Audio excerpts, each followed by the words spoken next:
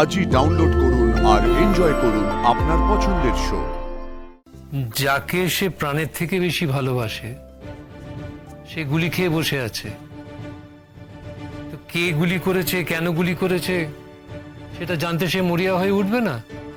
তুমি তোমার লক্ষ্য পূরণ করেছ,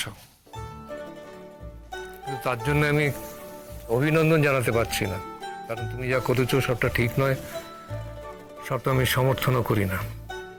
কিন্তু অনেক দূর এগিয়ে গিয়েছিলে তাই আটকায়নি, সার্থকও সমর্থন করেনি। তবু ওকে বলেছিলাম তোমার পাশে থাকতে, সেটা হয়তো ওর মনে ধরেনি।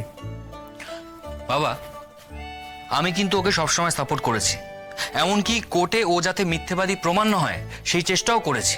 শেষ মুহূর্তে হয়তো তোমার বিবেক জাগ্রত হয়েছিল। যাক, যা ঘটার ঘটে গেছে। ভাবে কিছু বদলাবে না, তুমি দেখবে আবার ও কিছু একটা বাঁধিয়ে বসবে। এরপর যদি আর কোনো ঝামেলা হয় তাহলে এবার তোমরা ফেস করবে। আমি ওপরে যাচ্ছি, আমি এই রকম হাস্যকর বকাবকিতে নেই। সেই ভালো, তোর সামনে সব কথা তো বলা যাবে না, অকারণে লম্পজম্প করে পরিস্থিতি বিগড়ে দিবি তুই। তুই যা যা। হ্যাঁ, সেই যাচ্ছি।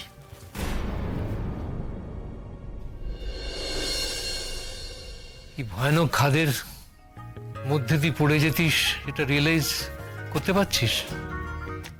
তোর সমস্ত কিছু শেষ হয়ে যেত, এটা বুঝতে পারছিস?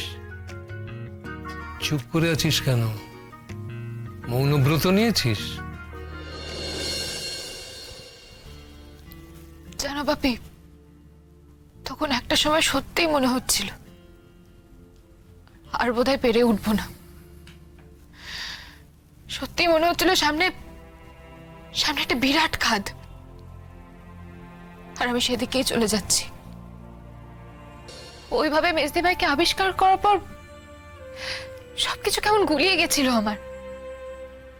তখন আমি পারিনি ওই ইনডিফারেন্ট হতে।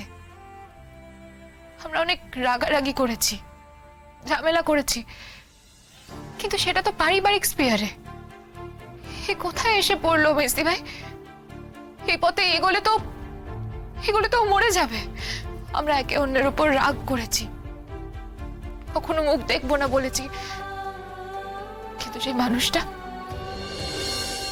আমার বারবার ভুল করা মেজদিটা, ও মরে যাবে, এটা আমাকে পাগল করে দিচ্ছিল।